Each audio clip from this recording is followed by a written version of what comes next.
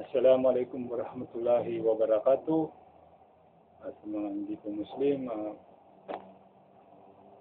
magandang araw o magandang gabi sa inyo.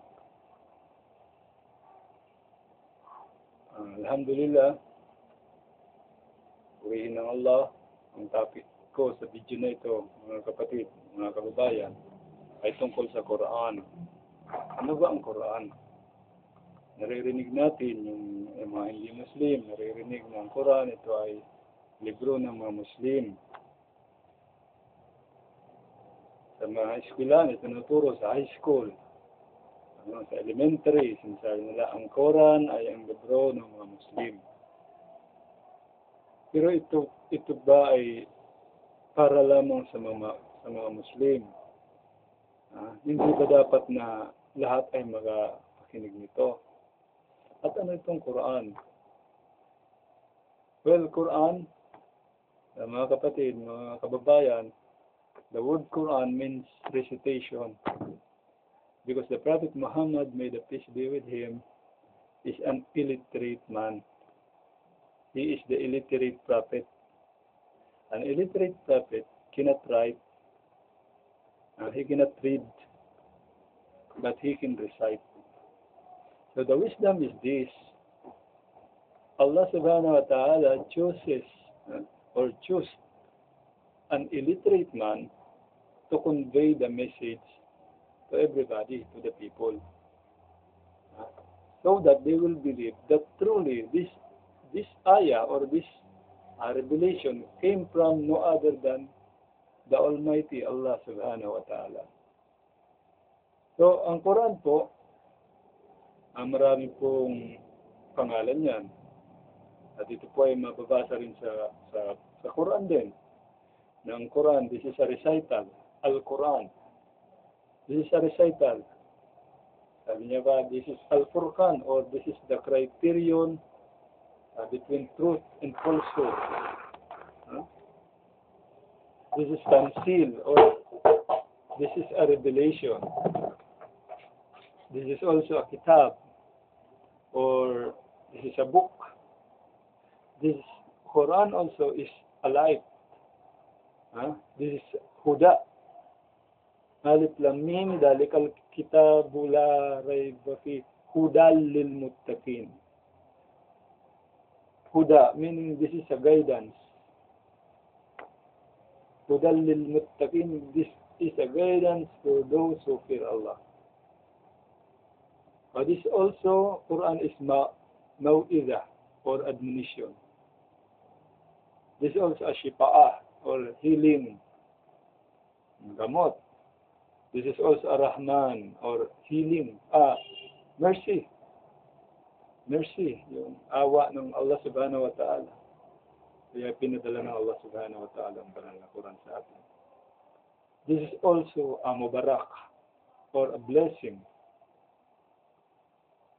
Mubarak. This is also mubin, or clear manifest. This is also bushra, or good tidings. Aziz, mighty. Majid, glorious Quran. Bashir, bringer of glad tidings.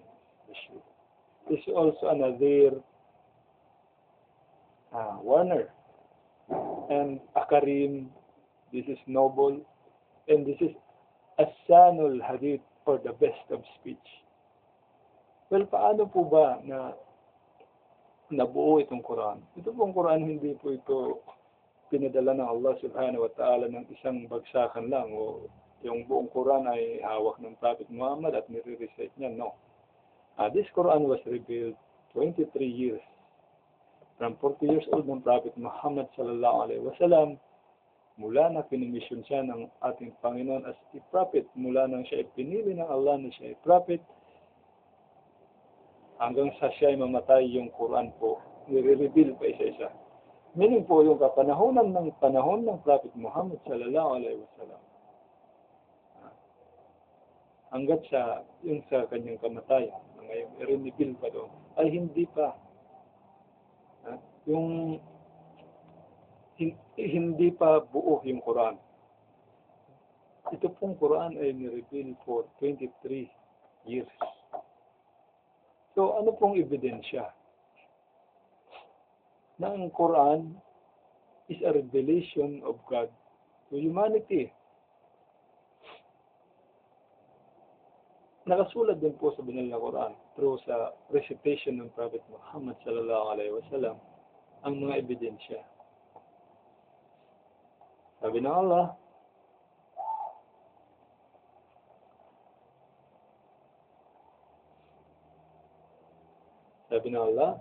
وَمَا كُنْتَ تَتْلُ مِنْ قَبْلِهِ مِنْ كِتَابٍ وَلَا تَخُطُّهُ بِيَمِينِكَ. Sabi niya, neither did you read any book before it or before this Quran, nor did you write any book with your right hand. Meaning po, bago nireveal ang banal na Quran, ni hindi nakasulat ang Propeta Muhammad sallallahu alaihi wasallam ng libro at hindi rin siya nakabasa. Hindi rin siya nakabasa ng isang libro. So ang Quran po may perfect grammar, Arabic grammar, perfect. Tapos yung tajwid, yung pag-pronunciation. Kaya pag maririnig mo parang may music, parang kumakanta. So, ang Quran, kumpleto po. Ito po ay nireveal ng Allah subhanahu wa ta'ala sa Prophet Muhammad. Na sa Prophet niya na hindi marunong bumasa at hindi marunong sumulat. Sabi pa ng Allah, الَّذِينَ يَتَّبِعُونَ رَسُولَ النَّبِيَّ الْأُمِّيَّ الَّذِي يَجِدُونَهُ مَكْتُوبًا عِندَهُمْ فِي التَّوْرَاةِ وَإِنْجِيلِ يَأْمُرُهُمْ بِالْمَعْرُوفِ وَيَنْهَهُمْ عَنِ الْمُنْكَرِ. Sabi niya, those who follow the messenger, the prophet, the unlettered, about whom they find written with them in the Torah, in the Injil, he commands them with good and forbids them from evil. So, ang Quran po ay inireveal sa prophet, unlettered, sabi ng Allah. Hindi marunong bumasa, hindi marunong sumula. At makikita po ang karakteristik ng Prophet Muhammad sallallahu alaihi wasallam doon sa mga naunang kasulatan. Yung Taurah ni Prophet Moses. Andoon po ang karakteristik ng Prophet Muhammad sallallahu alaihi wasallam. Nang Allah ay pipili ng kagaya ni Musa, isang prophet, at itong prophet na ito ay kagaya ng Prophet Moses. At sa kanya ipapasabi ng Allah subhanahu wa ta'ala ang gustong ipasabi ng Allah subhanahu wa ta'ala mula sa kanyang mga kapatid. Meaning po from the Arabs, not from the Israelites, hindi from the Ismailites, from their brethren. So, ang Prophet Muhammad po ay nakasulat sa Injil o sa Gospel din. At ito po ay pinagpuhanan ng banal na Quran.